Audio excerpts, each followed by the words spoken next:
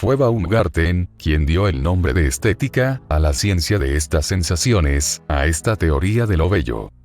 A nosotros alemanes, este término nos es familiar. Los otros pueblos lo ignoran. Los franceses dicen Théorie des arts o des belles lettres. Los ingleses lo sitúan en la crítica, critique. Los principios críticos de Hume gozaron de gran prestigio en la época de la publicación de su obra. A decir verdad, el término estética no es el más adecuado. Incluso se han propuesto otras denominaciones. Teoría de las bellas ciencias, de las bellas artes, pero no han triunfado, y con razón. Igualmente, se ha empleado el término calístico, pero aquí se trata, no de lo bello en general, sino de lo bello como creación del arte.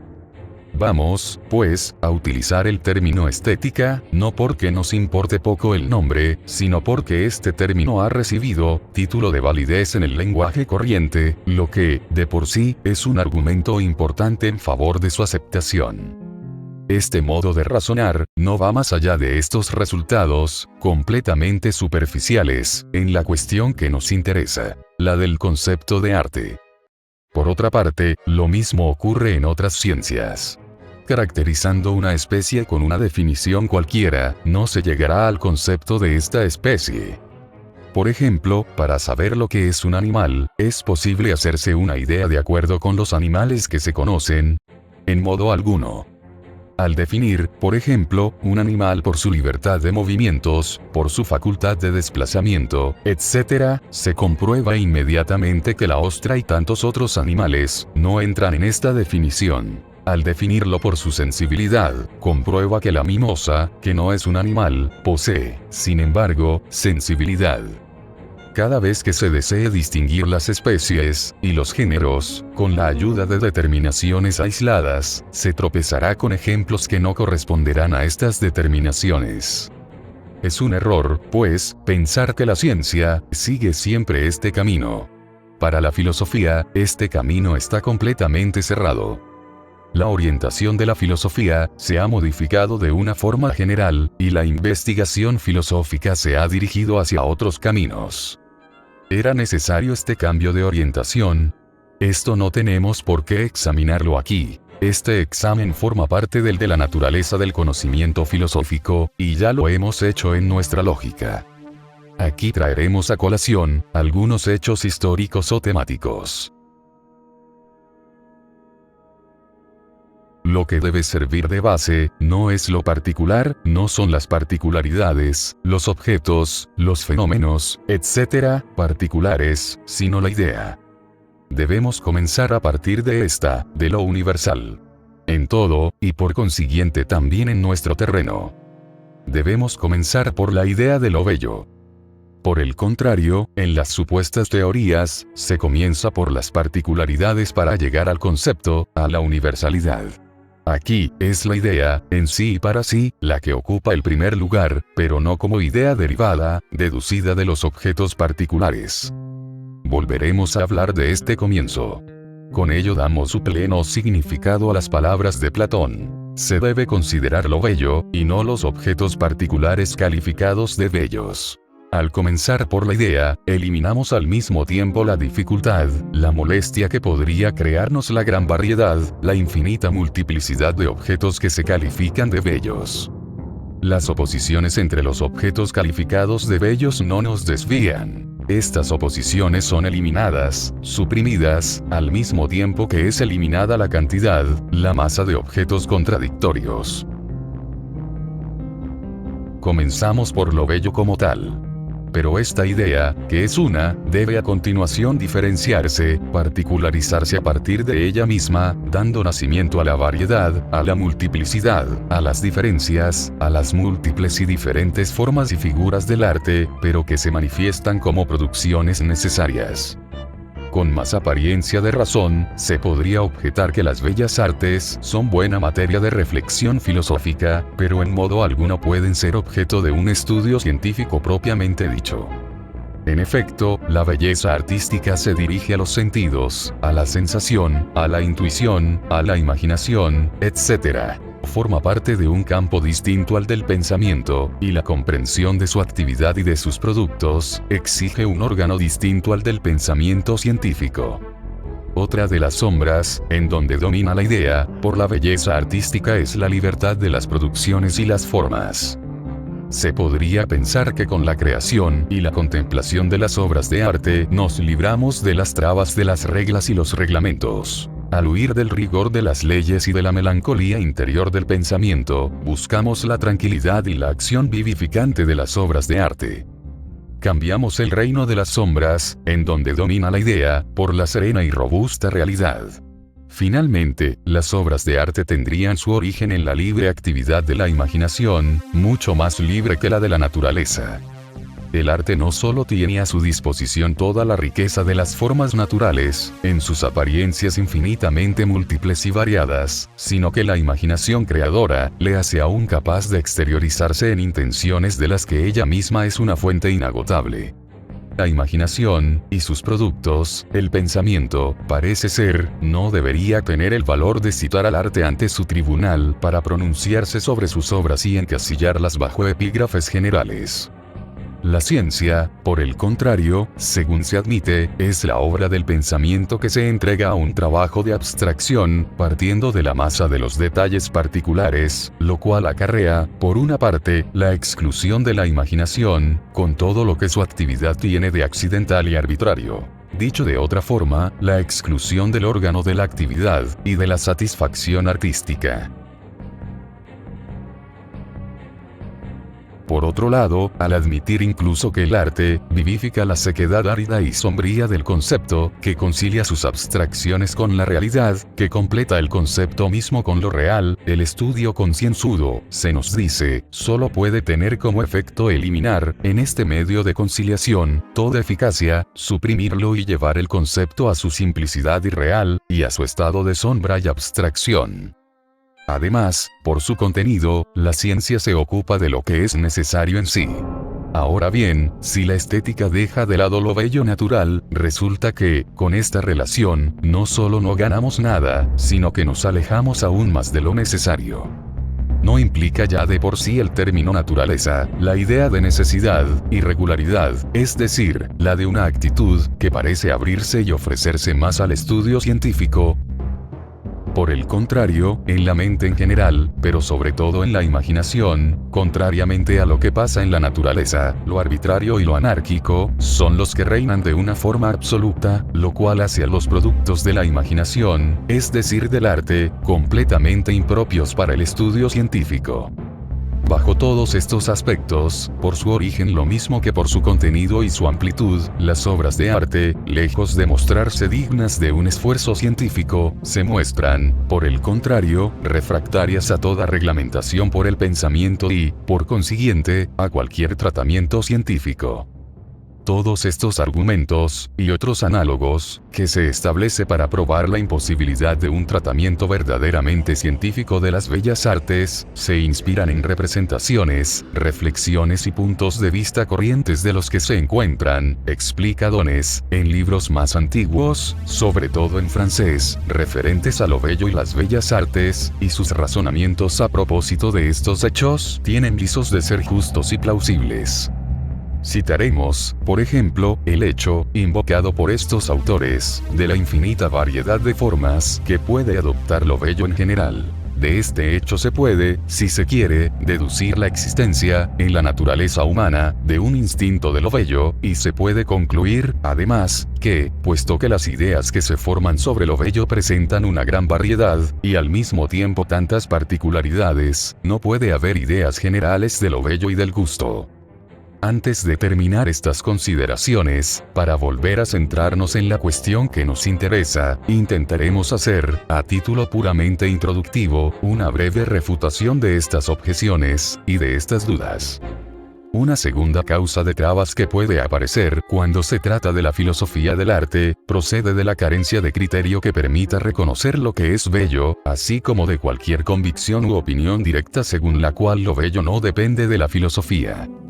Hagamos primero abstracción de la afirmación según la cual el saber, y por consiguiente la filosofía, debe tener su competencia limitada únicamente a lo que concierne a la intuición, la sensación y el sentimiento.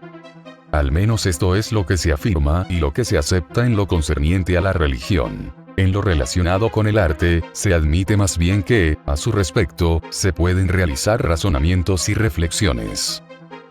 El pensamiento, se dice, actúa de una forma lógica, científica y filosófica, pero lo bello y el arte son de tal naturaleza, que escapan a la influencia de la filosofía. Lo bello aparece con una forma que se diría justamente en oposición con la filosofía. El arte tiene como campo de acción la esfera de nuestros sentimientos y de nuestras intuiciones, que se encuentra, por otra parte, bajo la dependencia de la imaginación, y se dirige así, según se cree, hacia otro campo distinto a la filosofía, y despierta otro tipo de pensamientos diferentes al pensamiento filosófico. Se admite la opinión según la cual la vida en general, y todo lo que en ella participa, incluido el arte, no puede ser comprendida por el pensamiento.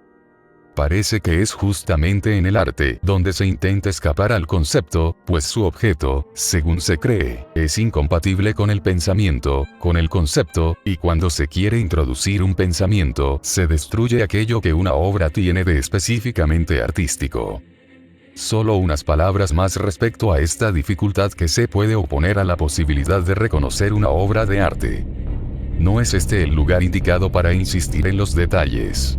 En lo que concierne a la objeción según la cual las obras de arte escapan a la competencia del pensamiento científico, porque tienen su origen en la imaginación indisciplinada y en el sentimiento, y porque, infinitamente variadas y múltiples, solo actuarían a su vez sobre la imaginación y el sentimiento, parece que hoy día, aún goza de una cierta autoridad. Esta manera de ver se une a la opinión según la cual lo real en general, y la vida de la naturaleza y el espíritu en particular, se encuentran deformados, o incluso destruidos, desde que se intenta comprenderlos en lugar de aproximarlos a nosotros, ya que el pensamiento conceptual no hace más que agrandar el abismo que nos separa de ellas, puesto que el hombre, al querer servirse del pensamiento como un medio para alcanzar la vida y lo real, no consigue su objetivo, y llega a un resultado contrario. Nos es imposible aquí someter esta cuestión a un análisis detallado.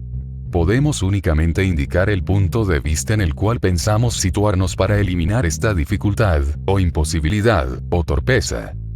Si hay un hecho que no se puede poner en duda, es que el espíritu posee el poder de considerarse a sí mismo como dotado de una conciencia que le hace capaz de pensar en sí mismo y en todo lo que emana de él. Precisamente porque el pensamiento constituye la naturaleza más íntima y esencial del espíritu. Gracias a esta conciencia pensante que posee de sí mismo y de sus productos, sea cual fuere la apariencia de libertad, e incluso de arbitrariedad, que puedan presentar estos, el espíritu, si es verdaderamente inmanente, actúa de acuerdo con su esencia y naturaleza. Ahora bien, el arte y sus obras, al hacer del espíritu y ser engendradas por él, son de naturaleza espiritual, mientras que su representación adopta una apariencia sensible, si esta apariencia está impregnada de espíritu. En este sentido, el arte está más próximo al espíritu y a su pensamiento que la naturaleza exterior inanimada e inerte. El espíritu se encuentra a sí mismo en los productos del arte. Y así como una obra de arte, en lugar de expresar pensamientos y conceptos, representa el desarrollo del concepto a partir de él mismo, una enajenación hacia lo exterior, el espíritu posee, no solo el poder de sentirse a sí mismo, bajo la forma que le es propia, que es la del pensamiento, sino también la de reconocerse como tal en su alienación, bajo la forma del sentimiento y de la sensibilidad. En suma, sentirse él mismo en este otro. Y lo hace transformando esta forma alienada en pensamiento, y acercándola de esta forma a él mismo. Al comportarse de tal manera, con relación a este otro que él mismo, el espíritu, fiel a lo que es realmente, sin olvidarse, diluirse o mostrarse incapaz de captar lo que difiere de él mismo, comprende lo contrario, a él mismo, y a su contrario. En efecto, el concepto es lo universal que subsiste en sus manifestaciones particulares, que supera a él mismo y al otro, y posee también el poder y la actividad necesarios para suprimir la alienación que se ha impuesto.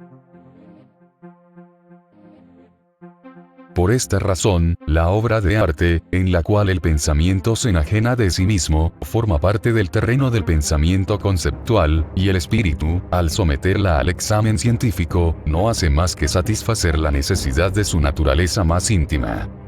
Al ser el pensamiento lo que constituye su esencia y concepto, el espíritu no está satisfecho hasta que impregna de pensamiento todos los productos de su actividad, y los hace, de esta manera, verdaderamente suyos.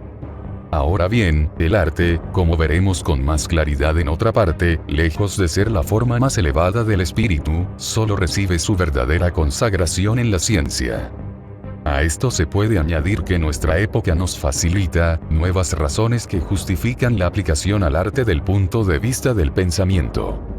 Estas razones se desprenden de las relaciones que se han establecido entre el arte y nosotros, el nivel y la forma de nuestra cultura.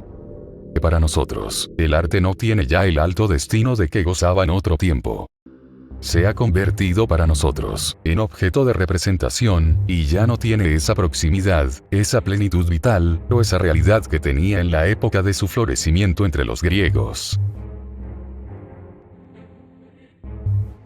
Podemos lamentar que la sublime belleza del arte griego, o el concepto, el contenido de esta buena época, sean para nosotros cosas desaparecidas. Se puede explicar, por el aumento de las dificultades de la vida, aumento debido a la incrementada complejidad de nuestra vida social y política, y se puede lamentar que nuestra atención haya sido absorbida por mezquinos intereses y puntos de vista utilitarios, lo cual ha hecho perder al alma la serenidad y la libertad que únicamente pueden hacer posible el goce desinteresado del arte. Toda nuestra cultura se ha transformado de tal manera que está dominada por completo por la regla general, por la ley. Se ha dado a estas determinaciones generales el nombre de conceptos, y el concepto mismo se ha convertido en una determinación abstracta. A este respecto, Schiller ha dicho, con justicia: todos cuentan por uno, triste es el poder que ejerce sobre ellos el concepto. Para nuestra inteligencia, se ha convertido en una costumbre, casi en una segunda naturaleza, definir lo particular según los principios generales. Deber, principio, derecho, máxima, etc. El individuo está determinado según estas reglas y principios. Hemos adquirido la costumbre de centrar nuestra reflexión sobre estos puntos de vista generales que consideramos como determinantes, costumbre que no es, con toda seguridad, un producto de la vida artística. Lo que exigimos de una obra de arte es que participe de la vida, y del arte en general exigimos que no sea dominado por abstracciones tales como la ley, el derecho, la máxima, que la generalidad que manifiesta no sea ajena al corazón, al sentimiento, que la imagen exista en la imaginación bajo una forma concreta. Pero como nuestra cultura no está caracterizada por un desbordamiento de vida y como nuestro espíritu y nuestra alma no pueden ya encontrar la satisfacción que producen los objetos animados con un soplo de vida, se puede decir que al situarnos en el punto de vista de la cultura, de nuestra cultura, ya no estamos en condiciones de apreciar el arte en su justo valor, de darnos cuenta de su misión y de su dignidad. El arte no suministra ya, a nuestras necesidades espirituales, la satisfacción que otros pueblos han buscado y encontrado. Nuestras necesidades e intereses se han desplazado a la esfera de la representación y, para satisfacerlos, debemos recurrir a la reflexión, a los pensamientos, a las abstracciones, y a las representaciones abstractas y generales. Por ello, el arte no ocupa ya, en lo que hay de verdaderamente según la variedad. Numerosos son los buenos y los inteligentes, pero todos cuentan por uno, pues están dominados por el concepto, pero no, desgraciadamente, por el corazón amante. Triste es el imperio del concepto, con 1000 formas cambiantes. No fabrica, pobre y vacío, más que una. Pero la vida y la alegría exultan allí donde la belleza reina. El uno eterno reaparece bajo 1000 formas. Vivo en la vida, el lugar que ocupaba en el pasado, y su lugar ha sido llenado por las representaciones generales y las reflexiones. Por ello, hoy día, nos vemos inclinados a las reflexiones y a los pensamientos relacionados con el arte. El arte mismo, tal y como es en nuestros días, está destinado a ser un objeto de pensamientos. Pero se pretende todavía que el arte no es digno de un tratamiento filosófico. Es, como ya se nos ha dicho, un genio amistoso. Adorna nuestros ambientes exteriores e interiores, dulcificando lo serio de las circunstancias, atenuando la complejidad de la realidad, y ambientando agradablemente nuestros ocios. Incluso cuando no produce nada bueno, ocupa al menos el lugar del mal, y ello en nuestro beneficio y provecho.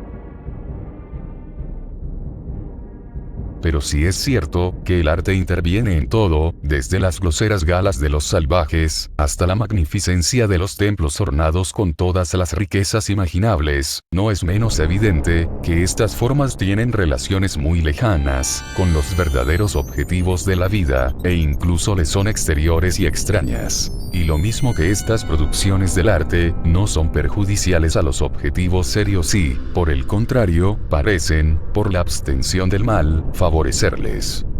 No dejan de ser medios de perdón, de descanso para el espíritu, mientras que los intereses substanciales de la vida exigen un esfuerzo de tensión y de concentración del espíritu.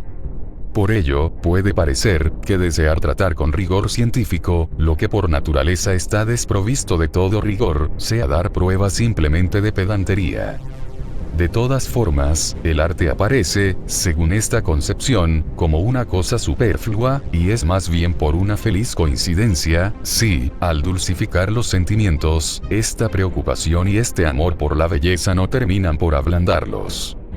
Por estas razones, se ha tomado a menudo la defensa de las bellas artes, al declarar que, incluso admitiendo que sean un lujo, no son, sin embargo, completamente ajenas a las necesidades de la vida práctica, y no son incompatibles con la moral y la piedad, e incluso que este lujo del espíritu, si existe tal lujo, presenta muchas más ventajas que desventajas.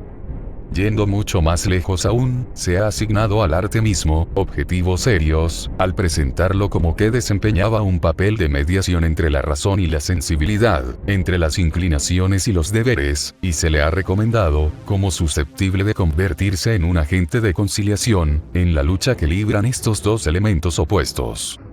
Pero se puede estar seguro por anticipado de que ni la razón, ni el deber podrán beneficiarse en nada con este intento de conciliación por medio del arte, por la sencilla razón, de que uno y otro, refractarios a cualquier mezcla, no se presentarán nunca a semejante transacción, pues tanto la razón, como el deber, son igualmente celosos de su pureza, a la que no renunciarán jamás. Y, por otra parte, incluso asignando al arte esta misión, no se le hace más digno de un tratamiento científico, puesto que se le empleará con dos fines serios y elevados. Por una parte, aliento a la frivolidad, y al ocio, por otra.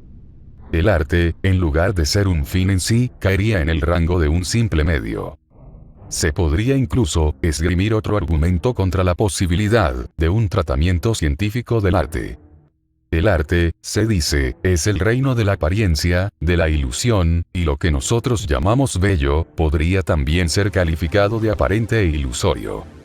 Ahora bien, los objetivos verdaderos, dignos de ser perseguidos, no podrían ser realizables por la apariencia y la ilusión.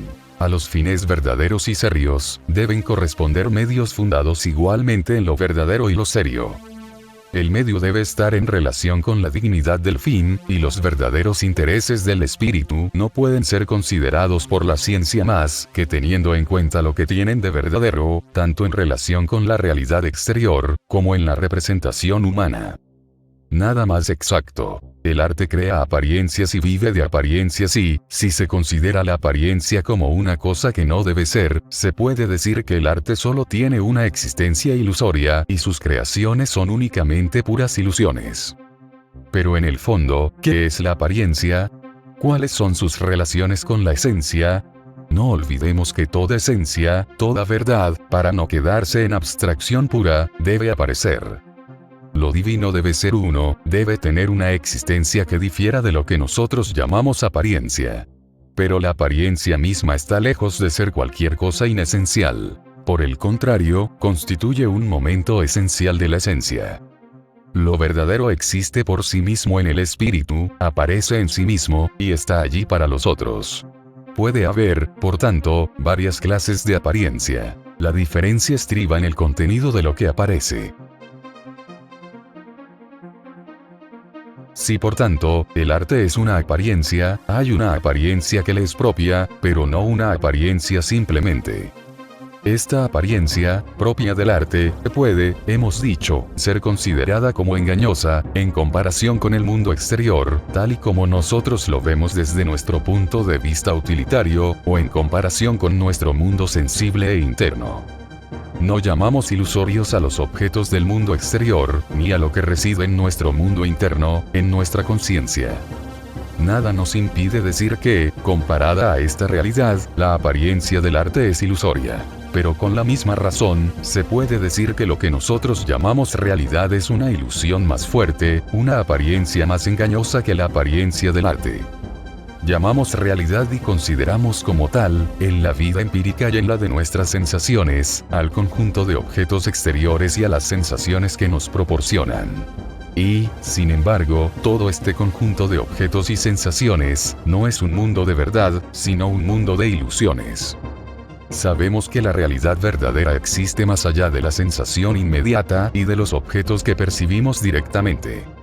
Es más bien, pues, al mundo exterior que a la apariencia del arte, a lo que se aplica el calificativo de ilusorio. En efecto, solo es verdaderamente real lo que existe en sí, y por sí, lo que forma la substancia de la naturaleza y del espíritu, lo que, al tiempo que existe en el tiempo, y en el espacio, no deja de existir en sí, y por sí, con una existencia verdadera y real. El arte, es el que nos ofrece apreciaciones relacionadas con las manifestaciones de estas fuerzas universales, el que nos las hace, aparentes y sensibles. La esencialidad, se manifiesta igualmente en los mundos exterior e interior, tal como nos los revela nuestra experiencia cotidiana, pero lo hace de una forma caótica de azares y accidentes.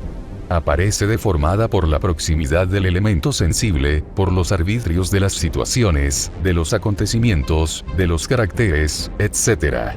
El arte abre un abismo entre la apariencia y la ilusión de este mundo malo y perecedero, por un lado, y el contenido verdadero de los acontecimientos, por el otro, para revestir a estos acontecimientos y fenómenos con una realidad más elevada, nacida del espíritu. Una vez más, de esta forma, lejos de estar en relación con la realidad corriente, de simples apariencias e ilusiones, las manifestaciones del arte, poseen una realidad más elevada y una existencia más verdadera. Es cierto que, comparado con el pensamiento, el arte puede ser considerado como algo que posee una existencia hecha de apariencias, más adelante volveremos a tratar este punto, y en todo caso es, por su forma, inferior a la del pensamiento. Pero en su realidad exterior presenta la misma superioridad que el pensamiento. Lo que buscamos en el arte, lo mismo que en el pensamiento, es la verdad. En su apariencia misma, el arte nos hace entrever algo que supera a la apariencia, el pensamiento, mientras que el mundo sensible y directo, lejos de ser la revelación implícita de un pensamiento, disimula el pensamiento bajo un montón de impurezas, para resaltarse a sí mismo, y para hacer creer que solo él representa lo real y lo verdadero, se las ingenia para hacer inaccesible lo interior, hundiéndolo en lo exterior, es decir, bajo la forma. Por el contrario, el arte, en todas sus representaciones, pone en nuestra presencia un principio superior. En lo que llamamos naturaleza, en el mundo exterior, el espíritu difícilmente se encuentra y se reconoce. De todas estas observaciones relacionadas con la naturaleza de lo bello, resulta que, si el arte puede ser tratado como apariencia, su apariencia es de naturaleza muy particular. Es aparente a su manera, que no tiene nada en común con la significación que relacionamos con la apariencia en general. Después de la objeción sacada del carácter pretendidamente aparente e ilusorio del arte y de sus creaciones, viene la que niega al arte la posibilidad de convertirse en objeto de un tratamiento científico, al tiempo que se admite que puede provocar consideraciones puramente filosóficas. Esta objeción se basa en una falsa premisa, que consiste en negar a las consideraciones filosóficas todo carácter científico. En relación a este punto, me limitaré a decir aquí que, sean cuales fueren las ideas que se profesen en filosofía, y en la reflexión filosófica, considero esta como inseparable de la reflexión científica.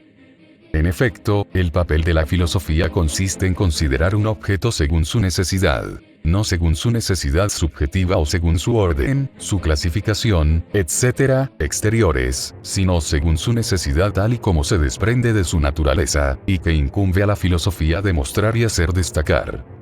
Por otra parte, es esta demostración la que confiere a un estudio un carácter científico. Pero dado que la necesidad objetiva de un objeto reside en su naturaleza lógico-metafísica, se debe incluso, en las consideraciones sobre el arte, que descansa sobre un gran número de premisas, en relación bien con su contenido, bien con su materia y los elementos por los cuales el arte roza constantemente lo accidental, renunciar al rigor científico y no aplicar el punto de vista de la necesidad, más que al desarrollo interno de su contenido y sus medios de expresión. En efecto, la filosofía no conoce las cosas más que por su necesidad interna, más que por su desarrollo necesario a partir de ellas mismas. Y en esto es en lo que consiste el carácter de la ciencia en general.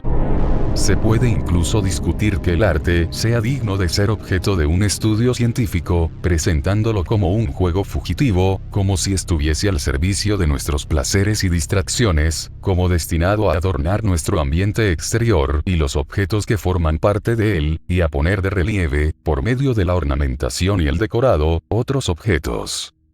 Comprendido de esta forma, el arte no sería, por consiguiente, ni libre, ni independiente. Ahora bien, lo que nos interesa, hacia dónde están dirigidas nuestras consideraciones, es justamente el arte libre. Puede bien servir de medio con miras a fines que le sean exteriores, ser un juego al que uno se dedica de paso. Pero tiene en común con el pensamiento que, por un lado, se basta a sí mismo, y puede, por otro, servir de medio para los fines de donde el pensamiento está totalmente ausente, estar al servicio de lo accidental y pasajero. Sin embargo, cuando nuestro interés se centra en el pensamiento, lo enfocamos en su independencia, y debemos hacer otro tanto cuando se trata del arte. El más alto destino del arte es el que le es común con la religión y la filosofía. Como estas, es un modo de expresión de lo divino, de las necesidades y exigencias más elevadas del espíritu. Lo hemos dicho más arriba. Los pueblos han depositado en el arte sus ideas más sublimes, y constituye a menudo para nosotros el único medio para comprender la religión de un pueblo. Pero difiere de la religión y de la filosofía por el hecho de que posee el poder de dar a estas ideas elevadas una representación sensible que nos las hace accesibles. El pensamiento penetra en las profundidades de un mundo suprasensible que enfrenta como un más allá a la conciencia inmediata y a la sensación directa. Busca con toda libertad satisfacer su necesidad de conocer, elevándose por encima del más acá representado por la realidad acabada. Pero esta ruptura, operada por el espíritu, va seguida por una conciliación, obra igualmente del espíritu. Crea por sí misma las obras artísticas, que constituyen el primer anillo intermedio destinado a relacionar lo exterior, lo sensible y lo perecedero con el pensamiento puro, a conciliar la naturaleza y la realidad acabada con la libertad infinita del pensamiento comprensivo. Digamos aún, a este propósito, que, si el arte sirve para hacer al espíritu consciente de sus intereses, está lejos de ser el modo de expresión más elevado de la verdad. Así se ha creído durante algún tiempo, y se cree aún, pero esto es un error sobre el que volveremos a hablar más adelante. Por el momento, limitémonos a recordar que, incluso por su contenido, el arte choca con ciertas limitaciones, que opera sobre una materia sensible, de forma que no puede tener por contenido más que un cierto grado espiritual de verdad. En efecto, la idea tiene una existencia más profunda que no se presta a la expresión sensible, es el contenido de nuestra religión y nuestra cultura. Aquí, el arte reviste otro aspecto distinto al que tenía en épocas anteriores. Y esta idea más profunda, cuyo extremo está representado por el cristianismo, escapa totalmente a la expresión sensible. No tiene nada en común con el mundo sensible y no tiene con él relaciones de amistad. En la jerarquía de los medios que sirven para expresar lo absoluto, la religión y la cultura nacida de la razón, ocupa el grado más elevado, muy superior al del arte. La obra de arte es, pues, incapaz de satisfacer nuestra última necesidad de lo absoluto. Hoy día, no se venera ya una obra de arte, y nuestra actitud con relación a las creaciones del arte, es mucho más fría y reflexiva. En su presencia, nos sentimos mucho más libres que en otro tiempo, cuando las obras de arte eran la expresión más elevada de la idea. La obra de arte solicita nuestro juicio. Sometemos su contenido y la exactitud de su representación a un examen concienzudo. Respetamos el arte, lo admiramos. Ya no vemos en él algo que está superado, la manifestación íntima de lo absoluto. Le sometemos al análisis de nuestro pensamiento y esto, no con la intención de provocar la creación de obras de arte nuevas, sino más bien con el fin de reconocer la función propia del arte y su lugar en el conjunto de nuestra vida. Los buenos tiempos del arte griego y la edad de oro del final de la Edad Media están superados. Las condiciones generales de los tiempos actuales no son muy favorables al arte. El artista mismo no solo está desconcertado y contaminado por las reflexiones que oye formular a su alrededor, por las opiniones y juicios corrientes acerca del arte, sino que toda nuestra cultura espiritual es tal que le es imposible, incluso con un esfuerzo de voluntad y decisión, abstraerse del mundo que actúa a su alrededor y de las condiciones en que se encuentra comprometido, a menos que rehaga su educación y se retire de este mundo en busca de una soledad donde pueda volver a encontrar su paraíso perdido. Bajo todas estas relaciones, el arte es para nosotros, en cuanto a su suprema destinación, como una cosa del pasado. Por ello, ha perdido para nosotros todo lo que tenía de auténticamente verdadero y vivo, su realidad y su necesidad de otros tiempos, y se encuentra a partir de ahora, relegado en nuestra representación. Lo que una obra de arte suscita hoy en nosotros es, al mismo tiempo que una satisfacción directa, un juicio, que abarca tanto el contenido como los medios de expresión, y el grado de adecuación, de la expresión al contenido.